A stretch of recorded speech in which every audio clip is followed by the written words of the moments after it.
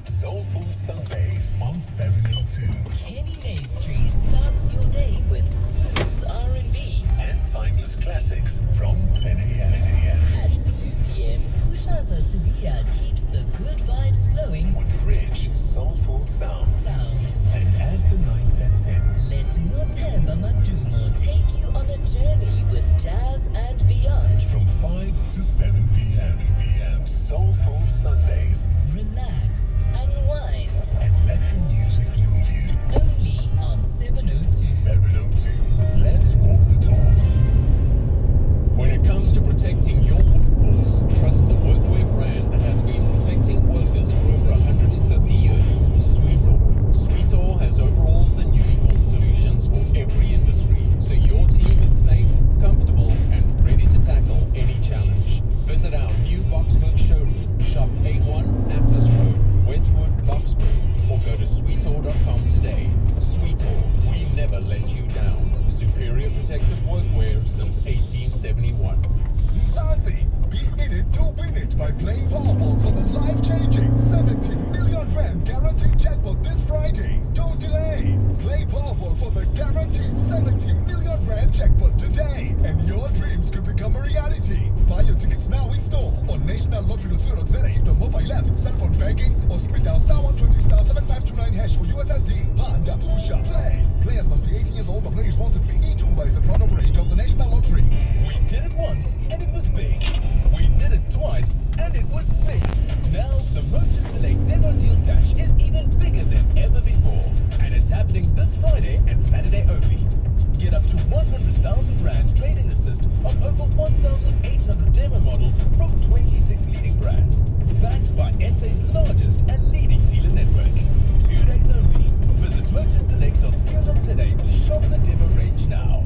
Every day I'm hustling. It's our reality as business owners. And it's good to know that there's someone out there who takes care of the business, that makes the business. Gotta love My Way Business Insurance. Saving big on premiums with 24/7 emergency services. Plus, My Business Assist with marketing, legal, and labor advice services. Visit myway.co.za or dial 0860 64 64 64 and get a quote today. My Way is a licensed non-life insurer and FSP. T's and standard rates apply. My Way. Live your way. You're with John Perlman on 702. Let's walk the talk. Well, you heard there about Nothemba and Kenny. Both of them, by the way, have been nominated for Best Music Show at tomorrow night's Radio Awards, amongst 10 individual nominations that we've received at 702. Stephen will join us in a moment, nominated for Best Business Show. The Midday Report with Mandy Wiener. 2 nominations. Our show, 702 Drive, has 2 nominations as well. Siyabonga Morta, Best Nighttime Show. Nelebogile Mabucho, you hear before we come on, as a nomination. And our colleague Mongezi Koko is in the frame for Bright Star at the Radio Awards. And 702 is a station nominated for Station of the Year. We have a title to defend in that regard. And please, from around 6 o'clock tomorrow night, send out very best vibes and wishes. We're hoping to win some more, you know. Drive home with John Perlman On 702. Let's walk the talk. To the Madlanga Commission of Inquiry now. The Police Minister on special leave, Senzo Mtunu, has been resumed his testimony and has been giving evidence at the Commission today. Oren Singh has been keeping a close eye on things. Oren, from what I could hear, but I haven't watched for a couple of hours now, we're still very much on the decision to disband the PKTT, and I get the sense that the Political Killings Task Team, just to make that plain, and it seems the minister's, one of his major defenses is that he shouldn't have used the word disband, but is he in any way conceding he shouldn't have done what he did? It's a bit tough, John, because he's contradicting himself in many aspects. Right. And I'll point to one specific issue that he raised previously in saying that he took the decision to disband the PKTT upon receiving certain complaints, and these complaints were from 8 members within SAPS, as well as human rights activist Mary De Haas. We've seen her appear before the ad hoc committee, and Patricia Moshale, who was a former SAPS employee, turned whistleblower. He'd received various complaints from them against the PKTT in terms of human rights violations, but more specifically within the internal complaints from SAPS about them losing control, SAPS as a whole, losing control over managing the PKTT. The PKTT was seen, according to Nkunu, as a unit that was operating out of bounds of SAPS's operational structure. And so he claims that he received all these complaints, and upon receiving these complaints, some of which were also received by the National Police Commissioner Fancy Suburb, he took the decision to write that instruction to disband the unit on December 31st. But now we're seeing that change.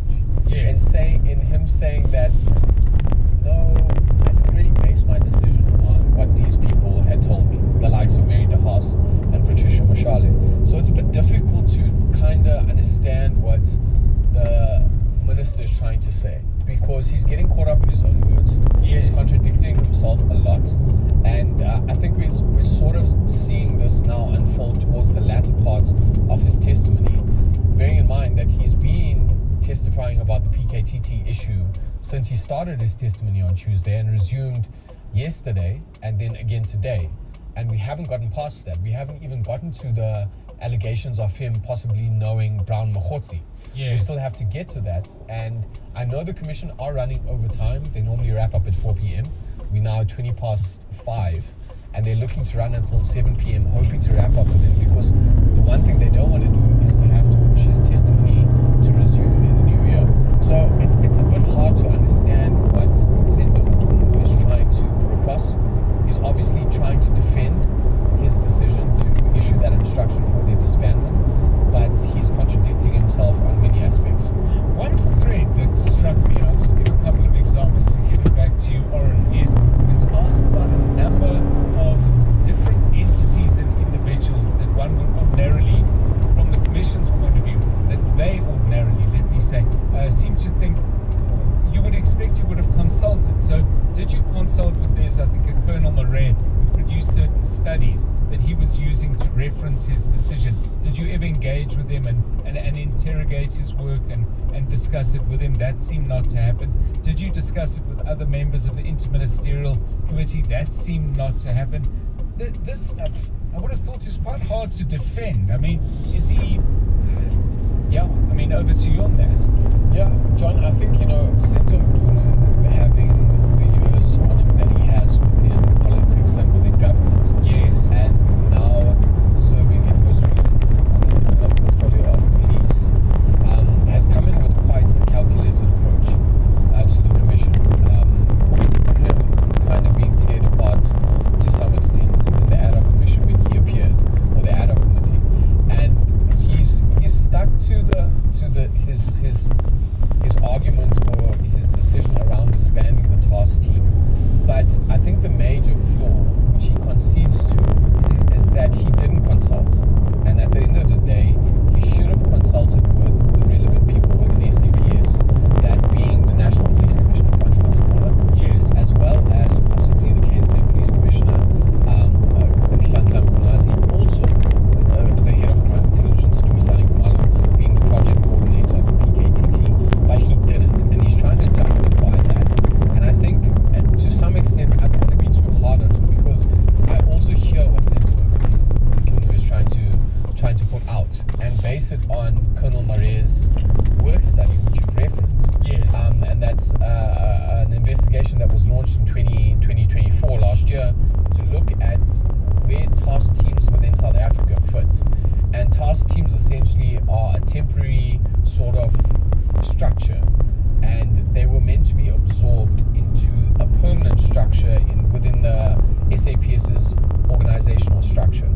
And not just the PKTT, but other temporary structures and task teams, such as the taxi violence task team, such as the cross-border task team up in Imanguzi, which is northern KZN, border